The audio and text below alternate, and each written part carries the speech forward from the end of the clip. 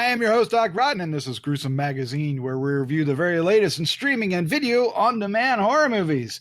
Each week, my co-hosts, Jeff Mohr, Crystal Cleveland, Dave Dreher, and I will take a look at various spooky, scary, and gory genre offerings. With me this week is my co-host, Jeff Mohr. Jeff, how you doing? I am doing great. I'm here with bells on. I'm not going to tell you where they are. Wow. You know, you opened up a whole lot of visuals there that I don't want to even get near some of them. But I'm so confused. Thank you for that. Thank you. All right. Also joining us this week is Crystal Cleveland, the Living Dead girl. How you doing, Crystal? I'm great. I'm happy to be here reviewing some movies with y'all. Some movies. So cool. Them damn movies. Where'd that come from? All right. Well, no, we do have a pair of movies lined up. They're going to be fantastic. But first, we have to introduce the one and only Dave Dreher. Dave, how you doing, bud? Doc, do you have any idea how fucked up things have become? You know how fucked up things have become? What do you think I spent my day doing today, Doc? What? What have you? I made homemade hand sanitizer. Oh, that's cool. how I spent my day off. Did you use like the aloe vera? The aloe vera stuff? Bad. Yeah, aloe vera and isopropyl alcohol. Yeah. That's awesome. I heard there was an sanitized increase in emergency room visits of people with skin irritations from homemade hand sanitizer. Yeah, I can seriously, I can see where that would happen because you have to be careful. You got to get the ratio down below. I was telling Doc before the show that because of what I do, I actually have test strips, available to me. So we were testing, making sure that it wasn't too high. Very cool. But yeah, no, that was I watched 2 horror movies and made hand sanitizer. That was my day off. That goes together. Yeah. Welcome to the sad. apocalypse. Yeah. Yes. This is sad. All right. Well, what we do here on Gruesome Magazine is each week we review 2 movies that may be streaming, maybe out there on VOD, and maybe at a film festival or something that kind of finds its way in front of us. This week we have a really interesting pair of films. The first one coming up is Into the Dark, POOKA Lives. Now, this is the Into the Dark TV series of movies that Blumhouse is making for Hulu, and we've been having a ball with these all year long, and we're doing POOKA Lives, and that's a thing. Alejandro Brugués is the director, and it premieres April 3rd, 2020 on Hulu. The second film we are doing tonight is We Summon the Darkness. The cast includes Alexandra Daddario, Johnny Knoxville, and Keenan Johnson, among others, and it is arriving on VOD and digital HD on April 10th, 2020. And we're looking forward to talking about both of these films tonight here on Gruesome Magazine. So let's start off with POOKA Lives. Now, this is the first sequel in the Into the Dark series. If you haven't guessed it, yes, the creature POOKA returns. So let's dive into it. The director is Alejandro Brugués. Cast includes Malcolm Barrett, Lindy Greenwood, and Jonah Ray, among others. And the synopsis goes something along these lines. In POOKA Lives, a group of 30-something friends from high school create their own creepypasta about POOKA for laughs, but are shocked when it becomes so viral on the internet that it actually manifests more murderous versions of the creature. All right, let's find out what the crew think. Dave Dreher, you're up first. What is your first impression of Into the Dark, POOKA Lives? POOKA Lives. I liked it. I was trying real hard because I was pressed for time to watch these, so I really wanted to watch the first POOKA first because I'd watched it. It came out, a year ago, 2 years ago? A year ago, December, yeah. So okay, so I didn't really have much of a recollection. I mean, I remembered the creature with the glowy eyes, but I couldn't remember too much else about it. But there was just not time to watch the first POOKA before I watched the second POOKA. But I liked this one. I don't remember the first one having that great of a reaction on me. Because, and correct me if I'm wrong, but wasn't POOKA the very first one, Into the Dark? It's number episode? 3. Was number 3. Okay. Yeah. So, but anyway, I digress. This was a much different view for me than I remember the first one. This was really little bit more of an homage, almost kind of like back to a Gremlins type movie in a way. In a way, yeah. Just that its look and feel and how they played it. I really enjoyed it. I'm actually going to want to visit it again, take a little more time with it, if you will. I liked how they played in the viral storytelling and how as the viral version shifted, our monster shifted and changed. I thought that was really good. Kind of ends up looking like a demented Donnie Darko thing. Oh, it did. That's a good idea. Yeah, for a while, and but it was good. A little bit of blood, not a lot. Some good scares. It was lit well and edited well, acted well. I don't think you could ask for much more out of Puka. I want a Puka, Doc. You want a Puka? Yeah, I want it too. Mm-hmm. The opening was good on this too, and again, I can't remember the first one. Did the opening of this one, like the cold open, did it tie into is that how the first one ended? I don't remember. With that lady going bonkers? Oh, no. This is different. This is actually, well, that part is more of a backstory. Right, guys? Am I right, guys? Yeah. Yeah. It almost plays, the only thing it carries forward really is the creature. And we're full-fledged into it's like a Chucky at this point, right? It's like a good guy doll. It's very popular. Yeah. They have masks. They have the kid in the film has one of those lights where the shade spins, so the little Puka faces go on on the walls and the ceiling. So it's a big thing, and our characters just happen to be working for the company and then use it to start the creepypasta. But we'll get into all of that. Let's find out what the rest of the crew think. Crystal, you're up next. No, you're not. Yes, you are. No, you're not. She is now. No, she's not. No, watch it. Her eyes are going to start to glow red, and then we're fucked. Yes, she is. See, we're losing it. We're totally losing. All right, Jeff Mohr, you're up next. What is your first impression of POOKA Lives? I kind of enjoyed this because I'm like Dave. I wanted to go back and watch the first one, but I didn't have the time, and I also, from memory anyway, it wasn't one of my favorite ones of the Into the Darks. Not to say that it was bad, but this has got me a little bit interested in going and checking that out again. But I did like the way it opened up. It was awesome. And Will Wheaton has what amounts to kind of a cameo, I guess, or a day player kind of thing in that cold open. I did recognize Malcolm Barrett.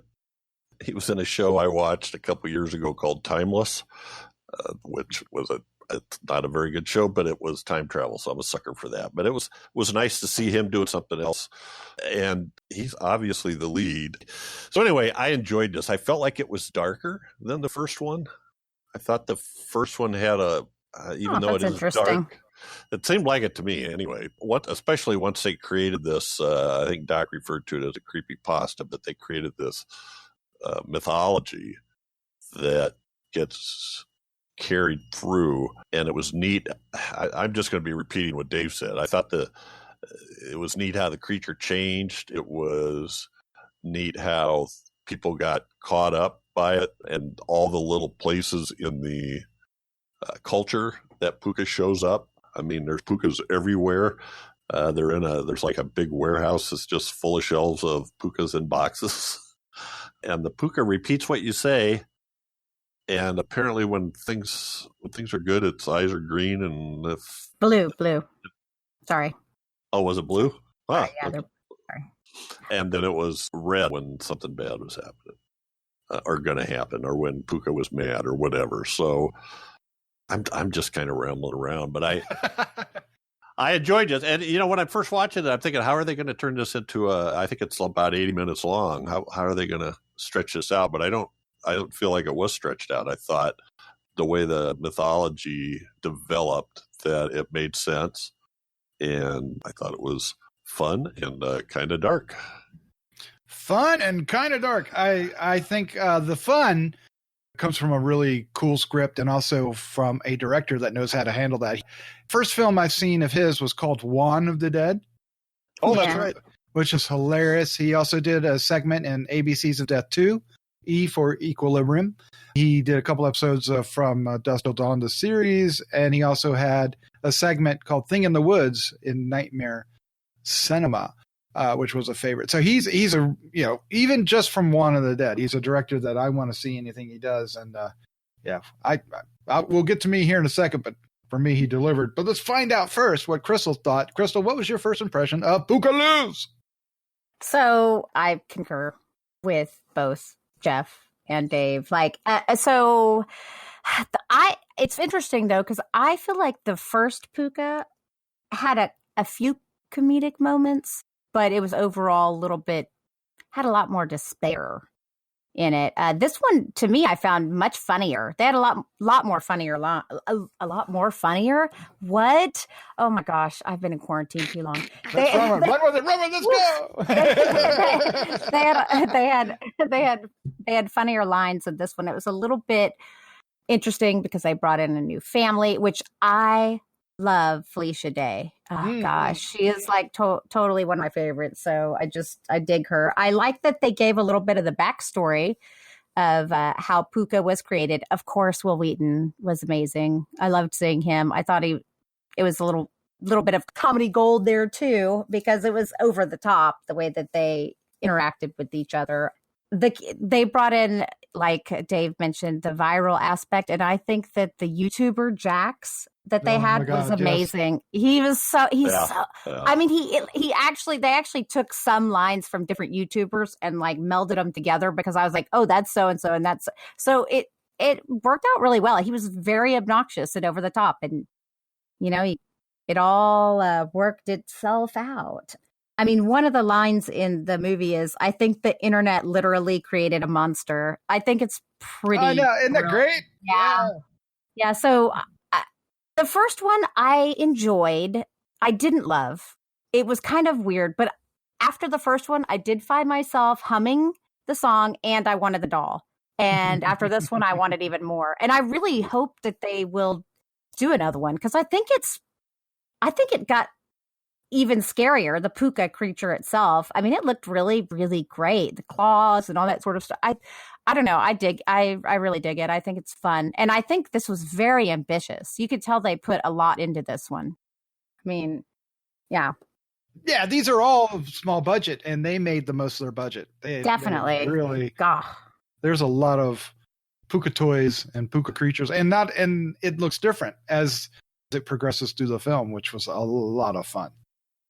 Yep. Lederhosen. Yes. Actually, that's what I was like. You mean those funny German shorts?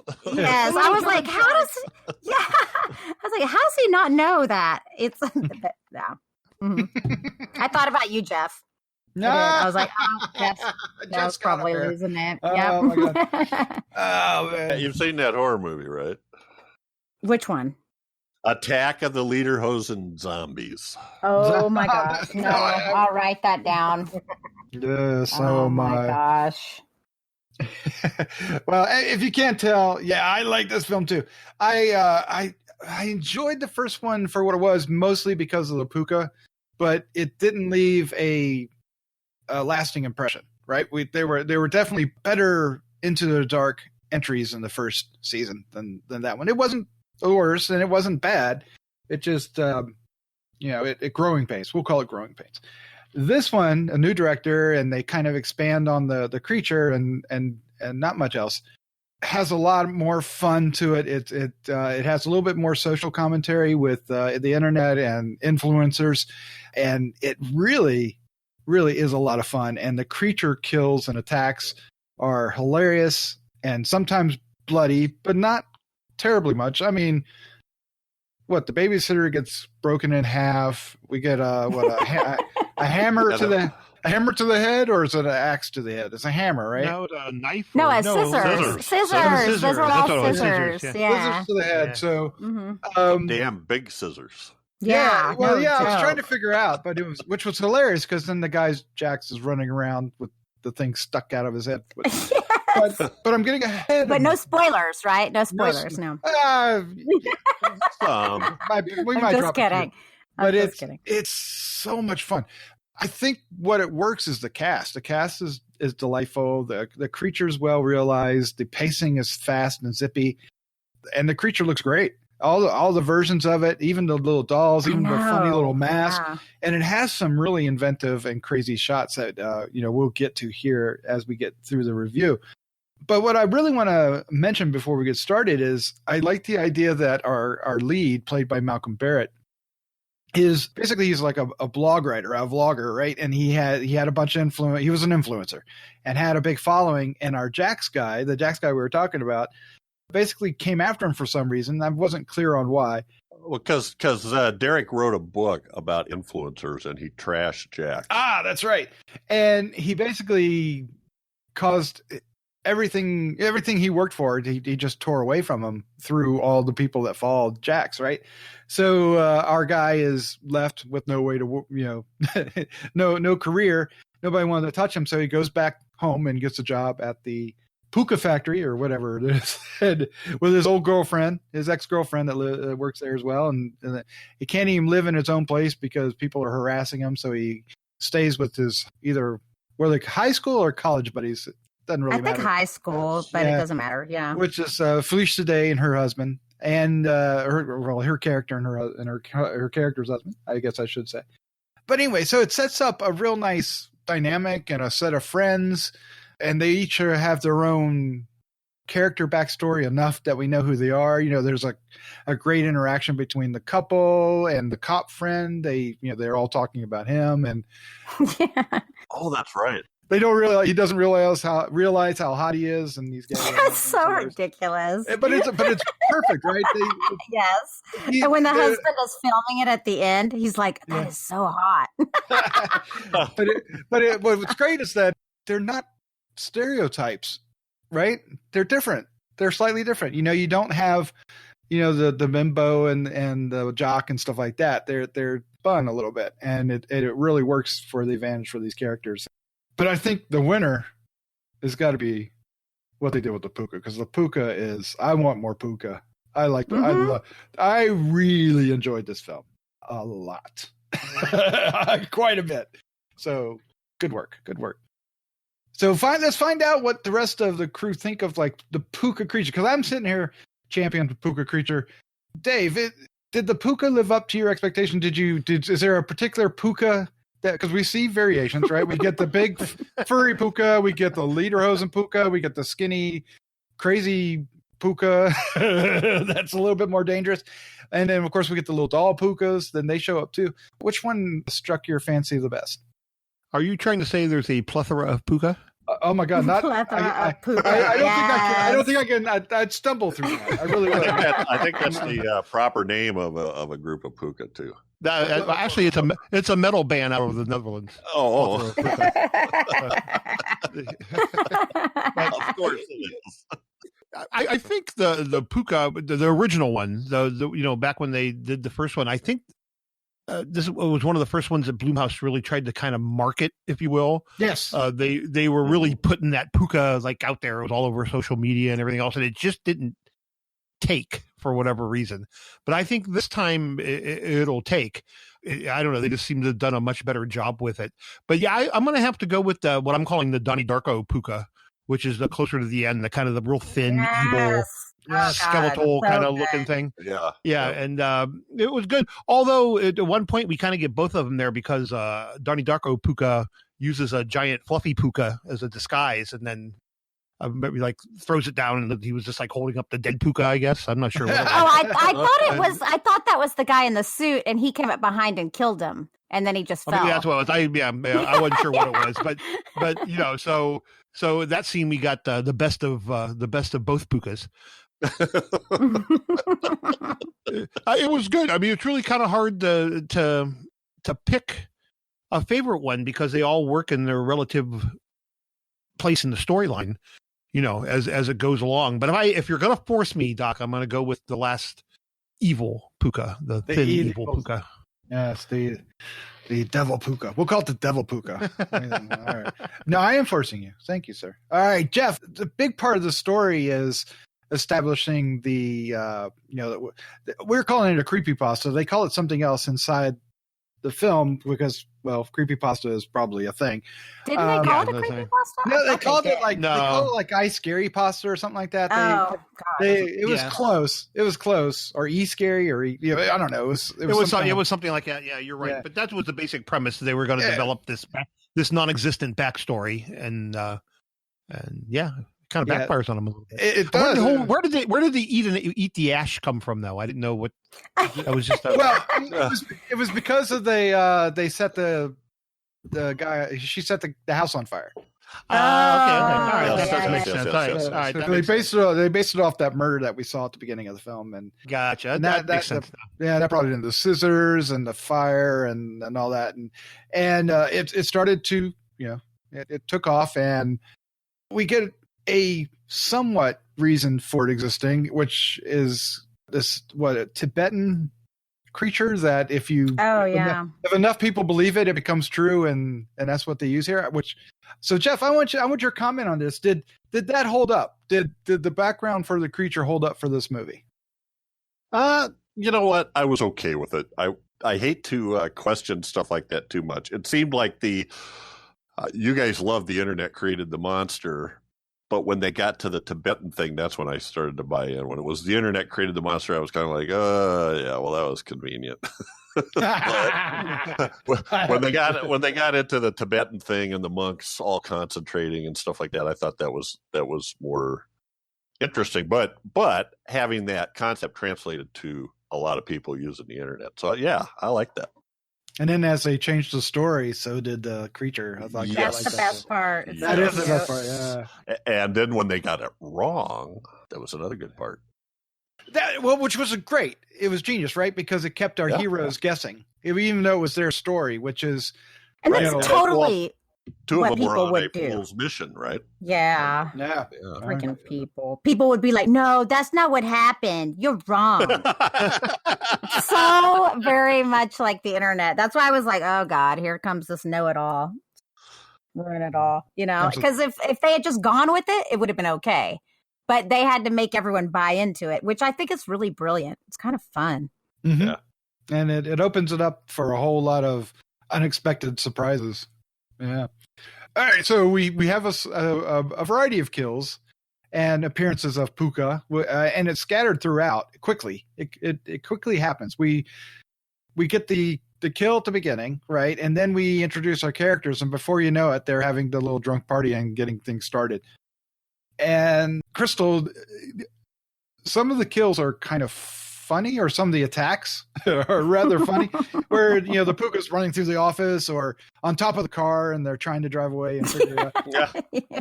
What did you think? I mean, did it ever get too funny, or were you like, oh man, we need more of that? What was your opinion of how POOKA attacked? So based on the first one, like I said, I thought it was going to be a little bit more serious, but you quickly realize that it's a little over the top. I mean, just the way that people interact with each other. And once the first death happens, it's like, oh, okay, I see what this is. So you immediately know where you're supposed to be. You're not supposed to be taking it completely seriously, because otherwise someone wouldn't be running around with scissors literally in their brain. Help me. I mean, it's so ridiculous. But I think they did a great job. I thought it made it a little bit lighthearted, and I kind of liked that about it. I mean, could it be serious and be taken serious? Yes, but I think the smarter play was to go with a little bit of funny, so that if everything wasn't just so that, people would be like, oh, that's okay. I mean, it's definitely a smarter way to take it. I mean, and the huge scissors were just hilarious to me. I was like, those are ridiculous. And I mean, and they had some of the lines from this. The writing and the lines were really, really good. Like, she has the prayer stick, and then he's like, "Well, isn't that cultural appropriation?" And she's like, "Is it?" I mean, it's really cute. Yeah, the couple worked really well together. And that's why I love Felicia Day. Like, she is so awesome. I think it's Jonah Ray. Yeah, And I loved the morphing of POOKA. I just feel like, wow, that must have been really expensive. Sometimes I look at things and I'm just like, whoa, because they had so many different versions and so many different ones and all these different. I mean, if they don't bring out the doll, they're crazy. Because they should. Yeah, they really should. Yeah, somebody's missing a huge marketing. Yeah, because I would totally buy it as long as it was affordable. Blumhouse, as long as it's relatively affordable. The eyes have to change color, though. That's oh my gosh, absolutely. That's all and it would be cool. No, that's all it really has to do. Because I mean, Pooka, yeah, I don't really care about any of the sounds or anything. But yeah, I mean, I want this doll to happen already. I want a room of Pookas. And come on, how genius is it to call it Pooka anyway? It sounds silly. I mean, the more we say Pooka, it's the funnier it gets. Yes. Well, you can buy Pooka throw pillows and T-shirts. You can? Oh. Yeah. Oh, but they're just prints of it. Yeah. Right. But we do need a Pooka action figure, or a Pooka doll, or a Pooka mask. The Pooka masks were awesome. Because a lot of people were wearing those. Oh yeah, those were cool, and they were scattered throughout the office, right? So one of the things I liked was there was a lot of really cool, inventive shots that weren't over the top, crazy cool like you would get with like Sam Raimi or something. But at the same time, they really worked within the medium that we have here. There's a shot in the girl's bedroom when the little lamp was going around and with the little Pooka heads on the walls, and it stops, right? And the red one stops in the corner where you can't see. And what they do with that is really neat. And when Malcolm Barrett's character finally does the little thing they made up in the office, all the little Pookas light up in the office in the dark. And so that was great. So they had a lot of touches like that really kept you looking, right? And I think what I'd like to see is them take that concept, those type of elements, into the third one and take it just a lot further, especially now that all the boxes are wiggling and crazy things are happening. But I was surprised we didn't get a kaiju Kuga. What's a Kuga? A kaiju Pooka. A Kuga. A Paiju Kuka. A Paiju Kuka. A Kaiju Pooka. I'm glad. I was kind of worried that's what was going to happen at the end, but that didn't happen, thankfully. But what did happen, I thought worked, and I loved the ending. I loved how it ended. It was very satisfying and rewarding film. I agree. So you said you liked the actors and the actresses. You particularly like Felicia Day, and Jeff, you liked Malcolm Barrett. Any and somebody said they liked the guy that played Jax, right? How crucial is the cast to this film working, Crystal? Oh, well, the cast is what made the movie for sure. I mean, without them, I think they all interact. You genuinely believe that they knew each other. And they didn't take it over the top. I don't know. I think it's definitely the cast and the screenplay. Whoever wrote the screenplay, I think, did an excellent job of, like you said, they weren't caricatures of high school kids that grew up. They were their own individual peoples. That none of them were over the top. Like, you didn't have like the jock or, the preppy girl. And I mean, even when he kind of abandoned his friends and his ex-girlfriend kind of mentions it, it was only a mention. And the couple, didn't take it to heart. They didn't have any ill will toward him. And I think that's how adults would react. It's like, we're grown-ass adults, we don't expect to be up each other's buttholes to be friends, anymore. As opposed to some movies will make such a big deal about that kind of stuff. And it's like, let's grow up. So I think both were very successful. It was funny as well, they gave some funny lines. And I think it's really funny about how Felicia Day is, of course, I know I keep talking about her. I'm in love with her. But I love like how she's obsessed with crystals and she's like, not my Himalayan salt lamp. I mean, it's so silly. And I have one of those, so I'm kind of embarrassed now. I have lots of crystals and stuff too. But I love how her kind of neuroses is like passed on to her daughter. Her daughter's a little messed up about it. And they just like touch on it instead of making this such a huge deal. They just kind of mention it and touch on it. And so it adds a little element, but doesn't distract from what's really happening. Yeah. Ryan Koppel is the writer, just so we give him some cred. Dave, horror fans, gore fans, would you recommend this to them? Are they going to like this? Is it too silly? I wouldn't. Well, I don't know if it's too silly. I mean, I'm a huge gore fan, and I enjoyed this. So yeah, I think, it's smart. Like we've been saying here, it's smart, it's funny, it's quick. There's a lot here to like. And we do get some blood. The scissors in the head is a pretty gory moment.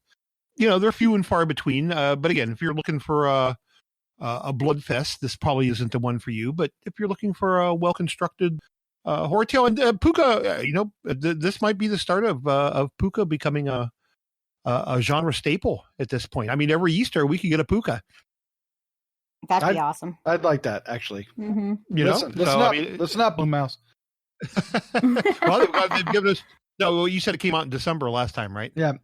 Now, what was the tie-in there? I thought they were trying to do it with what do you got? Blumhouse, what the hell are you doing? Probably Christmas presents for right, Christmas present for the year. Yeah, and this time it was a joke, right? Because it was basically an internet gag, so that's why it's a April thing.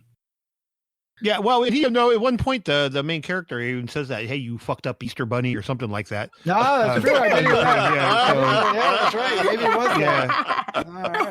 All right. So they tied it in. There are some good lines. I like the cop too. I thought he was pretty good. Me too. I thought he was great. House. And damn, was he hot? Okay, come on. That's what made it so funny, because honestly, I was like, he's just okay. I mean, for me, I was like, what are they talking about? And that's why it was even funnier, because they're all drooling over him, the girls and the guys. And I think that's a riot. I don't know why. It's funnier when guys find other guys hot. Well, what was funny to me is how they each, especially the husband, I think, joked about himself. He they each had a stereotype and they didn't quite fit into it. So he was kind of the jock of the bunch, right? And so he made jokes on himself about that, and vice versa. Yeah, he was the jock, but he said he had his wife looking out the door. And I love the reaction to it. So Jeff, this is we often talk about, hey, that's a Jeff Mohr film. This is about as far from a Jeff Mohr film, as far as what we end up throwing at you. Well, Dave liked it. Dave liked it, yeah. So this is definitely that's true. So this not being what we classify as a Jeff Mohr film, do we need to redefine what a Jeff Mohr film is? Is this? Would you? Wow! Would you like to put this in your catalog of Jeff Mohr films? This is. I'm a many faceted movie lover. There you go. Exactly.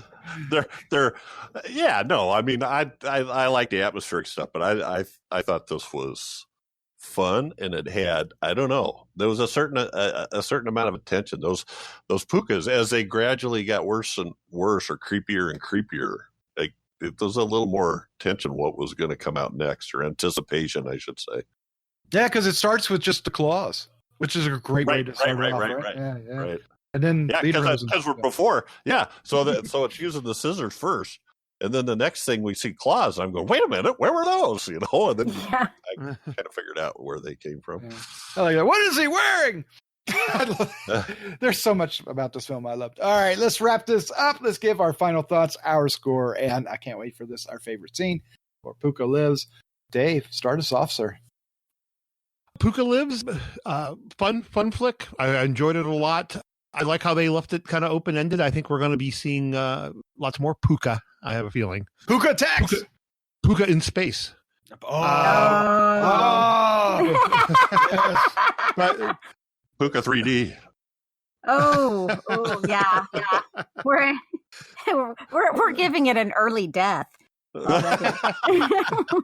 But I like how they wrapped the story up for us, but still left it very open-ended. Yes, which was good. I mean, they could end it here and that'd be fine, or they can continue on and that'd be fine as well. I think we touched on all the reasons to watch this. It's just it's a ton of fun. It's smart and well written. There's no reason not to watch this. Favorite scene? Actually, you mentioned it, Doc. So hopefully this wasn't your favorite scene, but it was too bad. But I really liked the visuals in the. You would probably think for me it'd be the scissors in the head, but I really like the visual thing with the lamp spinning around, yes. and then the red eyes landed on the thing. That whole thing was just It was very well executed and creepy, yet kind of cute, and scary, yet not really. But good. It just worked. It was the full package. It worked all the way around. I am going to give POOKA Lives a 3.75. Perfect. Good score. Nice. Good score. Nice. All right. Jeff, sir, you're up next. What is your final thoughts, your score, favorite scene for POOKA Lives? Check it out. I think this is POOKA Lives is another film that's keeping the Into the Dark brand. Seems on the average to be getting better and better, I think. Mm-hmm. I'm giving it a 3.5. And my favorite scene, well, this is a tough one. Most of mine were funny ones. There's a lot of them. Yeah, I want to say I'll save this my favorite line because it's not really a scene for later.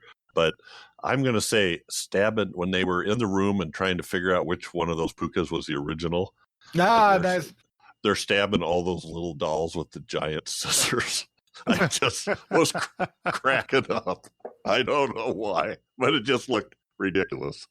That was a lot of fun.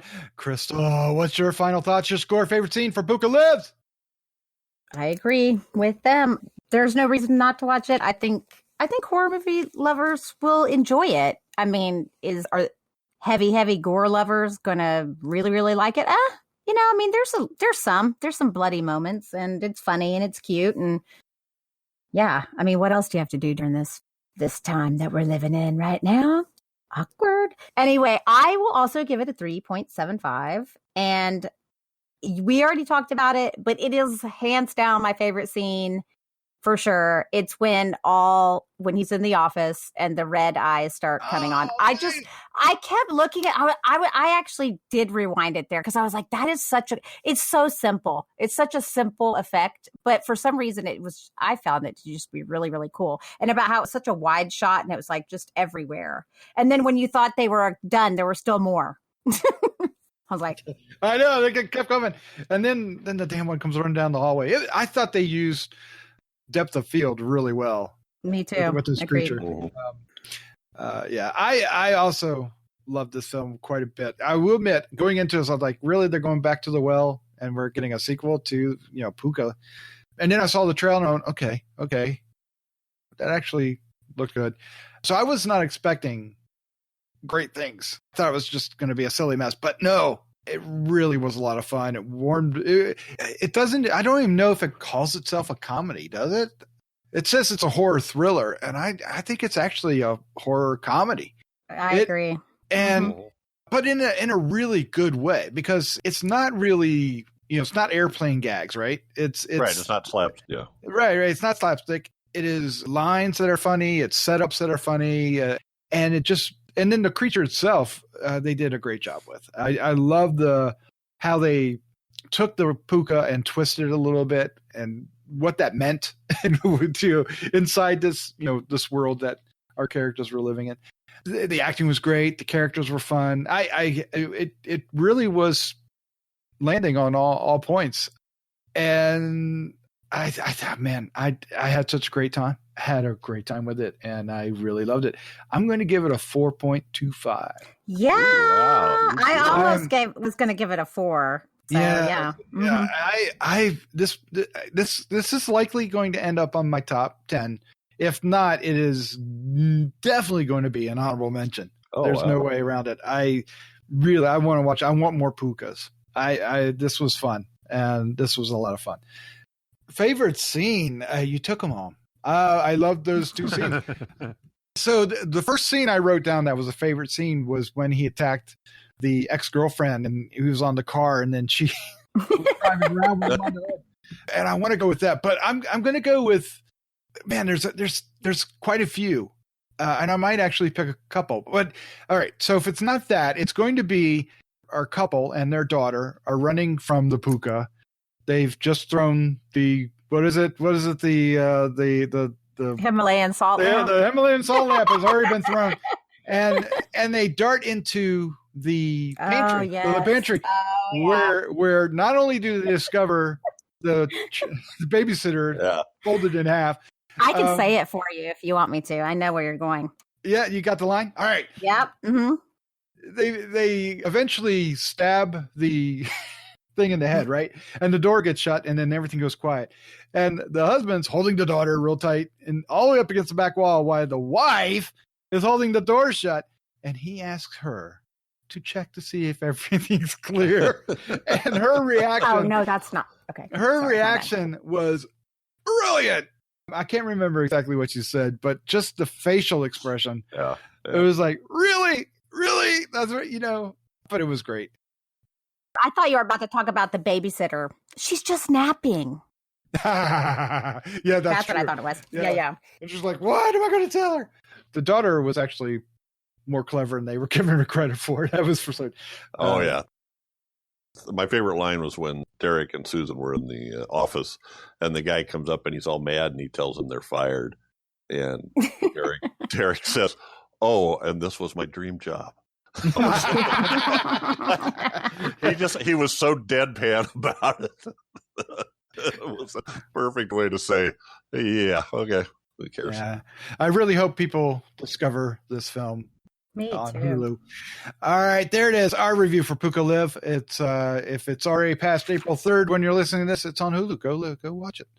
Up next is We Summon the Darkness. This is from director Marc Meyers. The cast includes, but is not limited to, Alexandra Daddario, Johnny Knoxville, Keenan Johnson. It's being released on VOD and digital HD on April 10th, 2020. The synopsis is set in Midwest against a backdrop involving a killing spree thought to be orchestrated by a satanic cult. Three best friends embark on a road trip to a heavy metal show where they bond with three aspiring musicians and head off to one of the girls' country home for an after party. A night of fun and youthful debauchery. Don't we all want a night of fun and youthful debauchery? Takes a deadly turn as bodies begin to pile up, with each side thinking the other hides the killer. And that's pretty good. That's pretty good. Yeah, that's a good one. All right, let's find out what the crew think of We Summon the Darkness. Crystal, you are up first. Okay, so I didn't know anything really about this movie when I started watching it, but I have to say the first thing I noticed is I think that the costumer and the makeup artist are brilliant, because these people totally look like they stepped out of the 80s, without a doubt. Late 80s is that. Late 80s is that, right? The hair and the makeup was phenomenal. I know that's something silly to mention, but it was the first thing I noticed. I was like, whoa. So this is a lighthearted movie. It's a little bit silly.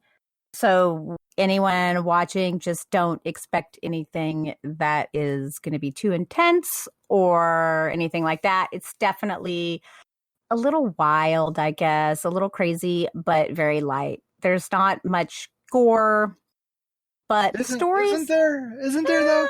Nah. There's a lot of blood. Yes. Yeah, I guess. I mean, yeah, that's debatable. Like, it's not. I feel like POOKA had more gore than this, because you actually saw like scissors through the head, and this was just kind of, yeah. As far as like seeing as much gore, there's not really much here. That's true. Basically, everybody bleeds a lot. That's about it. Yeah. So I liked the cinematography. I liked the acting. I liked the style and the flow of the movie. To be honest with you, I wasn't surprised at all. I could tell what was coming, as far as, I guess, a twist or the twist. The various plot twist we get. Yeah. Mainly because they did give you clues along the way to what it was. But I liked the story element as far as like the overall idea of what's happening. And see, I guess we can't really talk about it because it is a spoiler. I mean, it's a big spoiler as to why these murders are happening, why these Satanists are murdering all these people. I mean, I don't want to give even that away. I won't make it silly. But yeah, I think it was a fun film. I enjoyed watching it. I think it's not incredibly, it's not a hard, I think a lot of people could watch this and have no real issues with it. So it was fun. It was fun for me. Wasn't the best, but it was a well-made movie. And God, when I saw Johnny Knoxville, I just died. I didn't even realize he was in it because I wasn't looking at the names, and I just started laughing. I couldn't help myself. I was like, oh my God, he's so skinny. Yeah. But yeah, no, it's good. I think it's worth a watch. You know, if you see it on, watch it. Yep. All right. I like that. All right, Jeff Mohr, you're up next. What is your first impression of We Summon the Darkness? This is going to sound like a broken record, but I thought this was another one that was a lot of fun with a really good cast, especially the girls. I like the girls a lot. The guys did a good job too, and I'm sure, Doc, that you recognize Kovacs. Logan Miller, yes, from Christopher G. Mohr's favorite film, Escape Room. Escape Room, yes. And one that you liked and I thought was okay too. So anyway, they acted like guys. We had one guy that had They did. sort of had principles, Mark, and then Kovacs and what was the other guy's name? Ivan? Yes, Ivan. Sure, yeah. Yep. Were pretty typical guys, and I don't know. I agree with Crystal. It was, you could kind of see the twist coming. I didn't see it right away, but there's a point where way ahead of time where you realize what we're heading to. But it was still fun, and the directions that it took too, I thought, were interesting. I just absolutely love Maddie Hassan as Val. She, the one that was going to the bathroom all the time. Yes. Oh my God. With the big caterpillar eyebrows. Yes. I was about to say that, her Lord, eyebrows. Yes. Oh my God, yeah. And so, and Alexandra Daddario and Amy Forsyth as Bev, I thought they were a good trio, and they had good backgrounds. And Johnny Knoxville was nice as the preacher dad who lived in the mansion. Anyway, I thought it was fun, and it wasn't graphically gory, but there was a lot of blood, a lot of stabbings, a couple of shootings. Yeah, that poor cop. Yep. A nice toss out the window. Yeah. And I like the way they shot that. I thought that was nicely done. When you just see that flash of hair and you realize something's going to happen in a second. So anyway, yeah, it was another fun, well-made, entertaining flick. I appreciate that. This could have went really south with you, Jeff. No, I'm not giving you enough credit. I'm just saying. I'm not giving you enough credit. All right, let's find out what credit. Let's find out what Dave. Where do we get down that? the street to the left. Let's find out what Dave Dreher thought, because Dave, they actually placed this in a time frame that I thought you would appreciate the most out of our group, because they're talking about Metallica changing members and getting ready to launch a pretty significant album, right? Yeah. Did you catch all that? And did you know did that put that on a specific time frame for you? Yeah, very, very much so. Actually, I wanted to love this movie. I ended up just kind of liking it. Mm-hmm. It just didn't kind of go for me. They didn't push it far enough. They were kind of resting a little bit on the twist being enough, and unfortunately, the twist really wasn't enough. But I agree with what my esteemed colleagues have said. I think the girls all played really well off each other, their little gang, if you will. Yeah, I really enjoyed that a lot. Things kind of slowly. I mean, you could see all the stuff kind of coming. You know, the parent was going to show up, and then it really wasn't any big surprise that she called the police. And so, each of these things are going to end poorly for the people showing up. Mm-hmm. The problem was for me, they didn't end poorly enough. I mean, it was just kind of, okay, yeah, all right. But I love the lead actress. I can never say her name. What is it? Alexandra Daddario. Yeah. She's made those couple movies with The Rock and stuff, and I like her a lot, and she was good in this as the lead. As the lead, I don't know what you would call her, the lead of the gang. So again, it was okay. It was all right. But I wanted them to knock it out of the park, and they just kind of they hit maybe a strong double for me. That's probably not too far off. That's pretty. Yeah.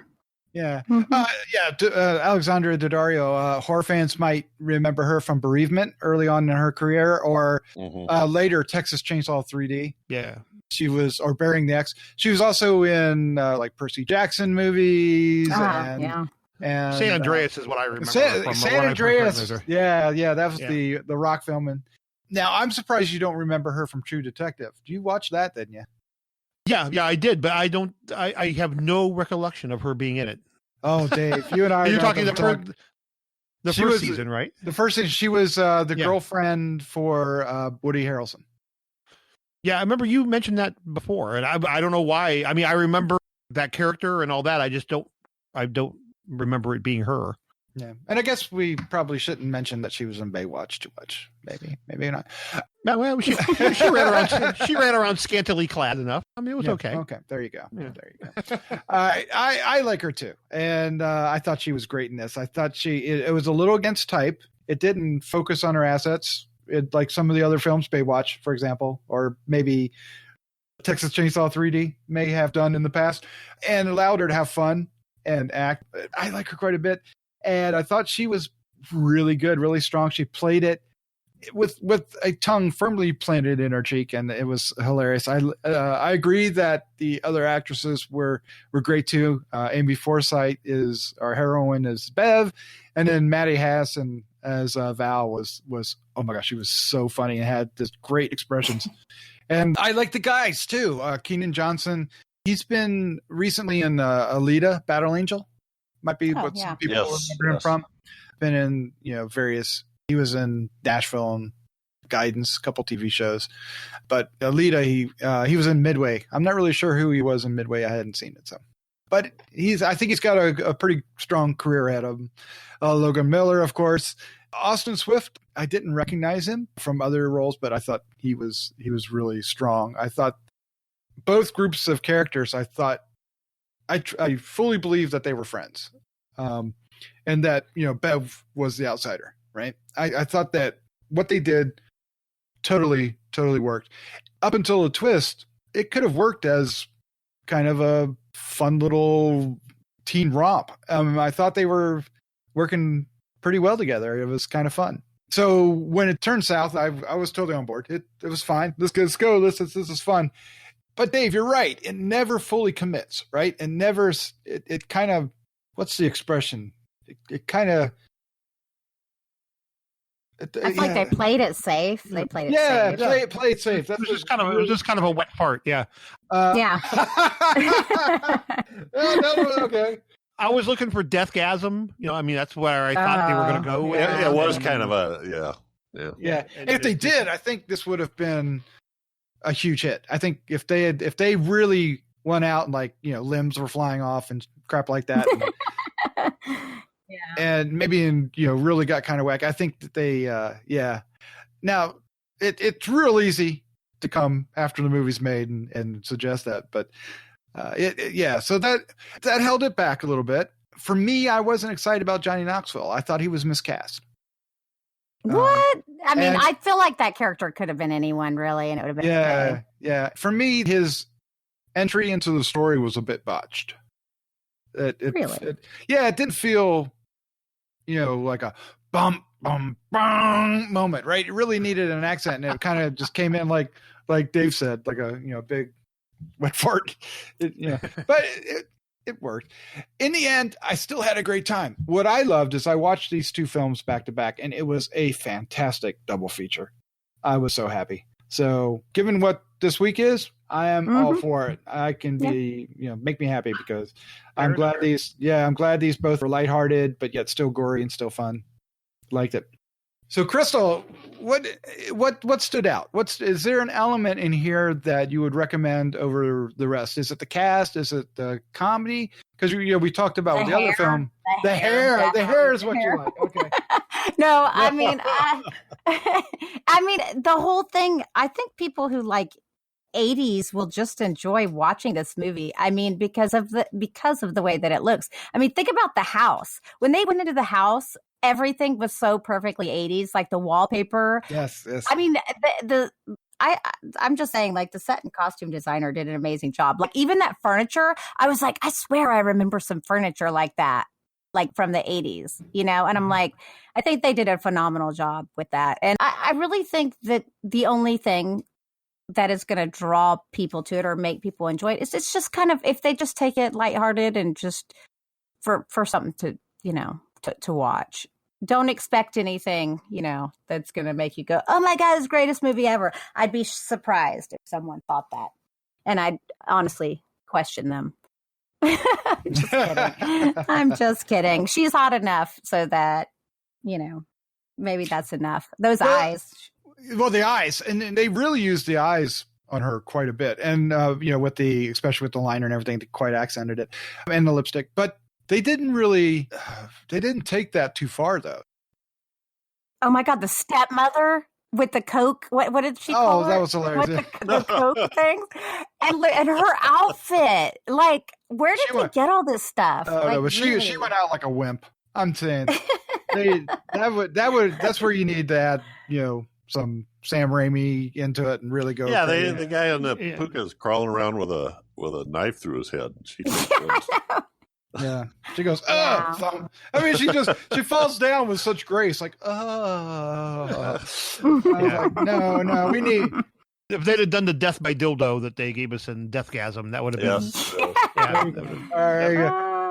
Now, this, I think, Dave, that you spoke up. I'm glad you did. I think a soundtrack would help too. An 80s soundtrack. Yeah, I would have. I mean, we get a little bit of music there when they're at the club. Heaven on Earth. That's about it. Yeah, that's about it. Now, well, they do have the non-heavy metal soundtrack. They have two songs that they Belinda Carlisle and they crank those out. And they make that work. What's the song that they ended with? Oh God. Heart and Soul, Heart right? and Soul. Yeah. But Dave, if this was made a couple decades ago, somebody like Dee Snider or Sebastian Bach would have played the Johnny Knoxville role, right? Yeah, absolutely. Yeah. And maybe, again, I think they put Johnny Knoxville in, trying to be like, notorious or whatever. And you're right. It just kind of fell flat because they didn't use him correctly. They just didn't use him right. I mean, Johnny Knoxville isn't a bad actor. I mean, he really isn't. He's not. I agree. But he just wasn't used well here. No, he didn't feel like he was in the same film. Yeah.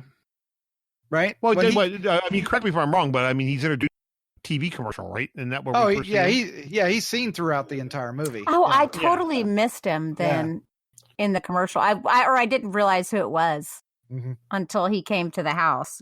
I was like, the first time they stop at that roadside market or whatever. He's on the, talking about the evils of the satanic murder cult that's roaming the countryside. Yeah, and somebody's listening to him when they're at the, going into the concert at first. Yeah.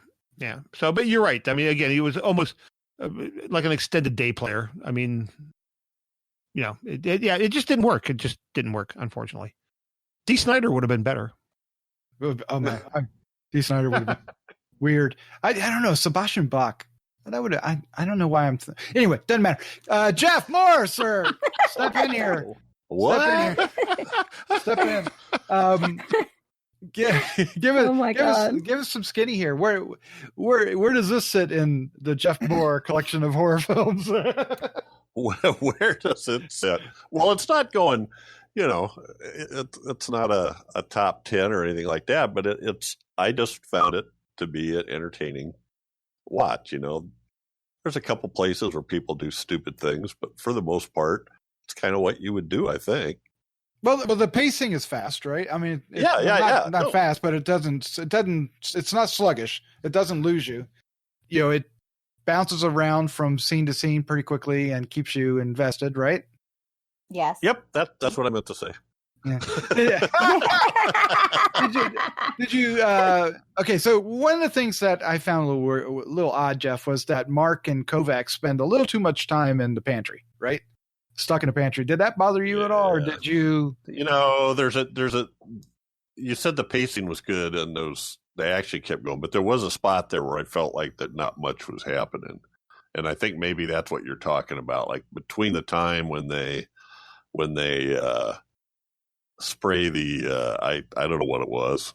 Was it like wasp killer? Well, yeah, it was wasp killer first, or bug killer or something.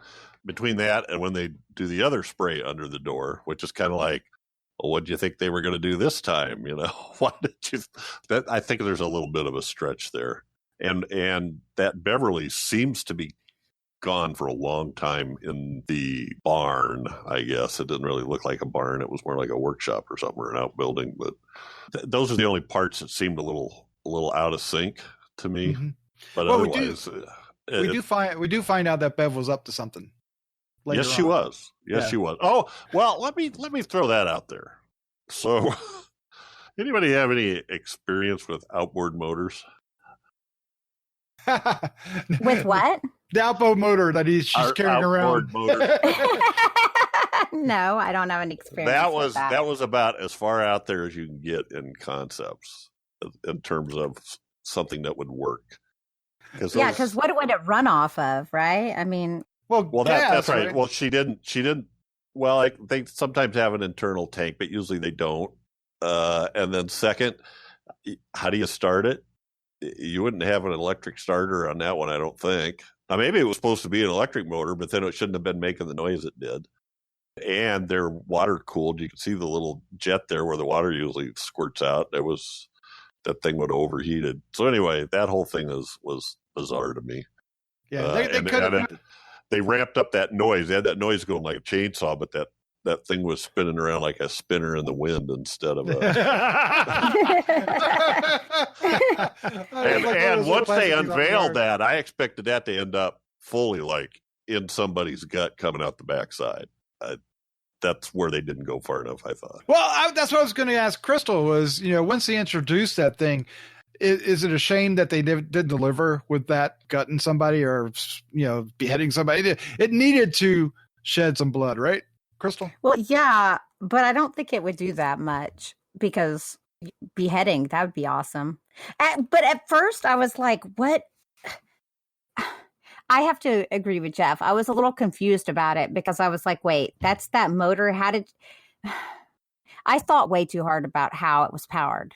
For a long time, for longer than I should have. Okay. Cause I'm like, wait, I don't know how this stuff works. Okay. So, but it was really bothering me for a while. And then it would be a formidable weapon. I would be afraid if someone came after me with that, but it didn't deliver either. It seemed like it was a lot of work for little reward.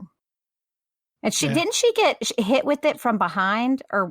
I forgot. She got hit with something. It ended up doing more damage as a club almost. Yep. Yeah. Like, wait a minute. Anyway. Yeah. She gets hit by the broken wine bottles. Yeah. I mean, there's a lot going on. That's all. Yep. A lot going on. So, I mean, yeah, I think we all agree that the biggest issue with this movie is that they didn't go far enough. And there was a little lag. There was lag, for sure. I mean, now that you're saying it, I do recognize that there was a part right where Jeff said, but leading up to that, leading up to the part where they go into the pantry, they've escaped, they go into the pantry. Up until then, I thought the pacing was strong. I was following along. They didn't dawdle too long in exposition or dialogue and things, and then it felt like, okay, now we got to introduce, victims 1, 2, and 3, the outside of the story into it, and which was fun, but it kind of faltered a little bit. So yeah, and then they got rid of the conflict, right? Because the conflict was, what is Bev going to do with Val and Alexis, and they sent her off for a good portion. Yeah, I didn't think about that. Yeah, you're right. It's how frustrating. Well, there goes. I'm like, yeah. There goes a point flying out the window, right?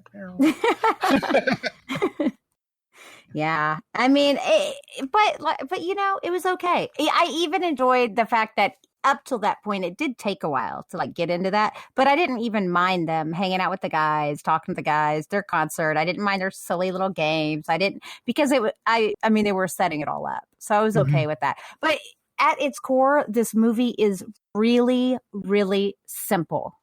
It has almost just a few locations, a very small cast, probably a low budget considering.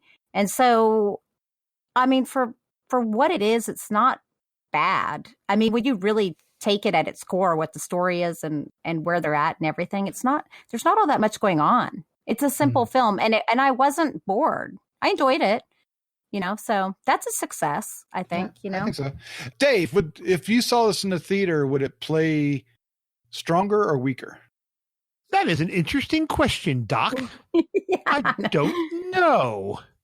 I'm going to say it would probably play weaker for me, at least, because I would just find myself being easily distracted. There was a lot of, for me in particular, there was a lot of downtime in this movie as they kind of plotted their way through it a little bit. So, yeah, I think I would have maybe found myself getting a little drawn out of the picture in a theater. Yeah, because sometimes I wonder when I watch a film, would I enjoy this better at home or on the big screen? And I love being in the theater and seeing a film, but I don't think I'd want to see this on. I don't see the draw of seeing this on the big screen. Does Jeff? Do you agree with that? Agreed. I would agree. I don't think it would help. Okay. All right. Well, let's wrap this up. Let's give our final thoughts, our score, favorite scene for We Summon the Darkness. Crystal, start us off. So, like I said, I think we all pretty much agree. It's not going to be the greatest horror movie you've ever seen, but it's entertaining, worth a watch. If it's on, catch it. Give it a go.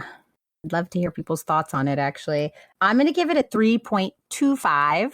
Oh, nice. Actually, better than I thought you were going to. Yeah. No, I mean, I think it was well made. I think it was well acted. I think it was done well. I enjoyed it. I mean, and like I said, for what little they really kind of did, what little it really was at its core, I think it played out well. And my favorite scene is once again with the hair, and it's the hair on fire. Yeah. Oh, yeah, that was awesome. My favorite. Yeah, I was like, oh my God. And to me, honestly, that was very unexpected. And I was like, yes, I can get behind this. Well, wasn't there a shot too earlier where they showed her like spraying hairspray on her hair, right? Yeah.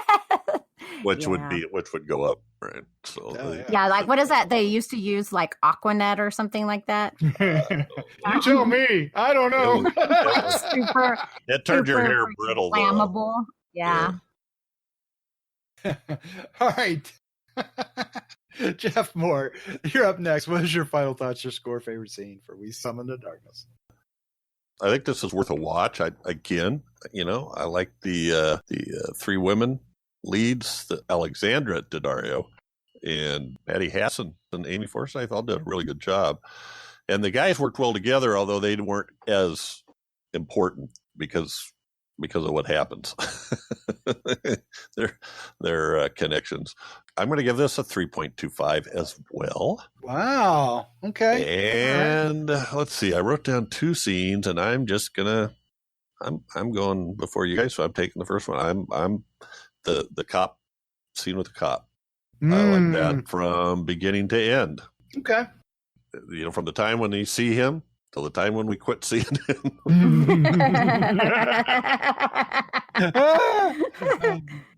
That was good. I like the reactions when the lights start flashing.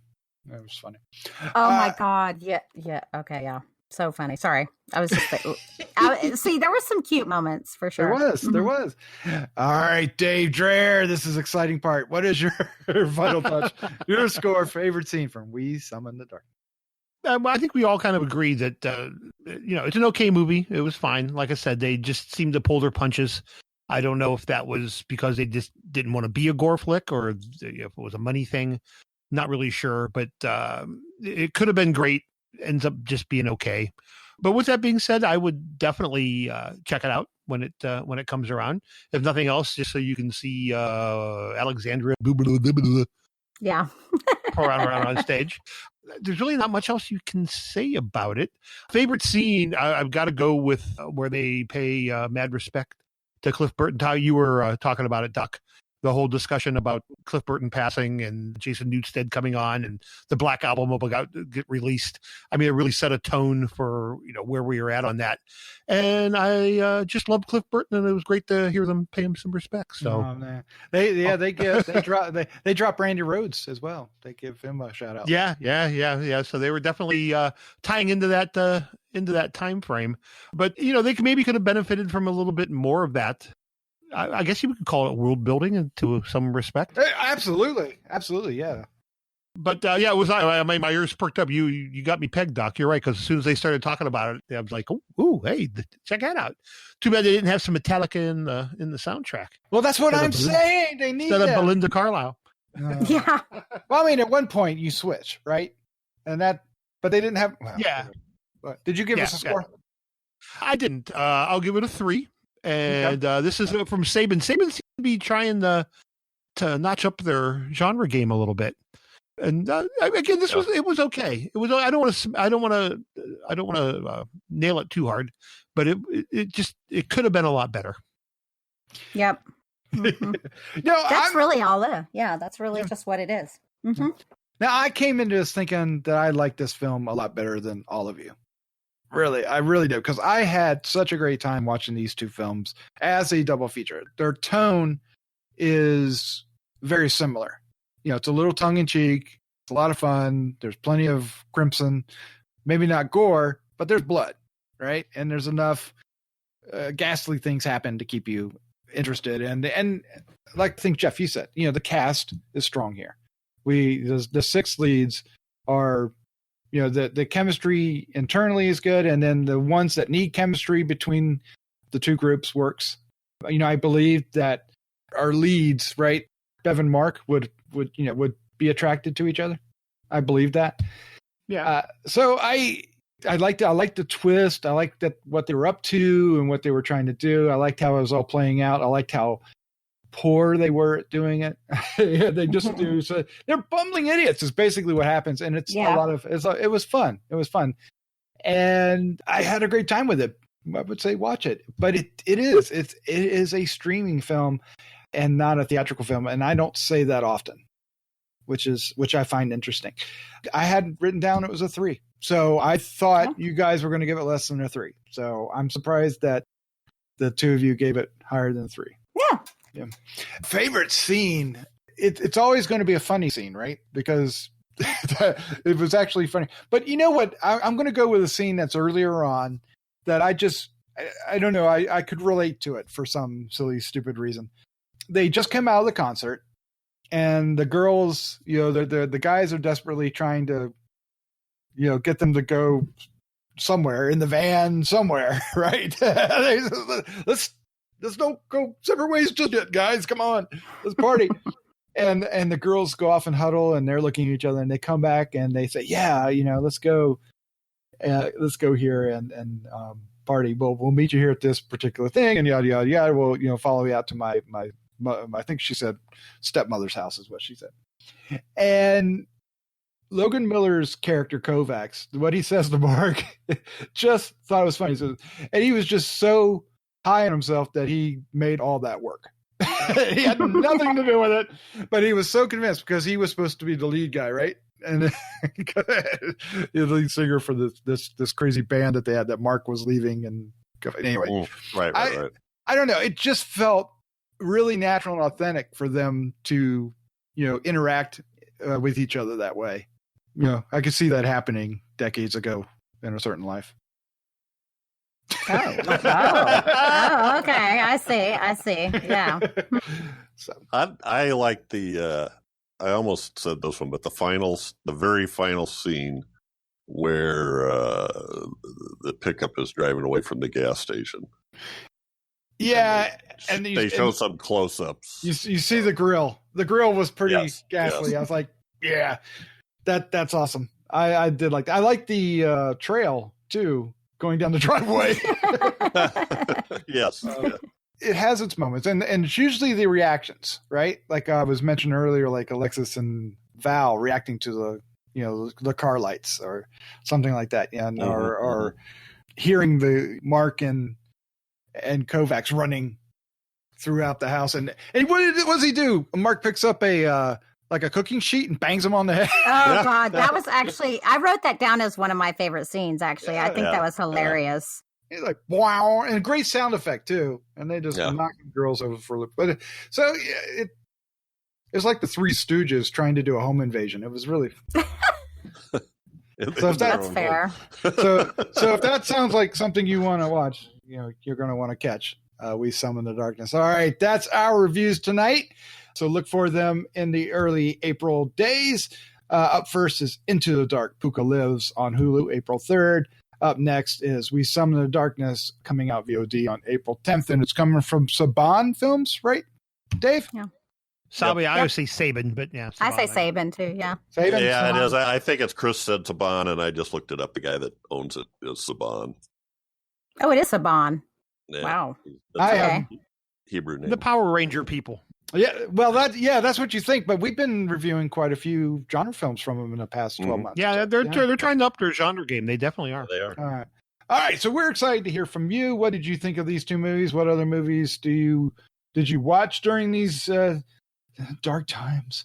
And share with us what you thought of them. You can reach out to us at feedback@gruesomemagazine.com. You can join our Facebook group, or you can go to gruesomemagazine.com and leave some comments on the show notes. Any way you want to do it, we want to hear from you. Dave, Jeff, Cresto, thank you for joining me. Thanks for It's having a pleasure. me. POOKA lives.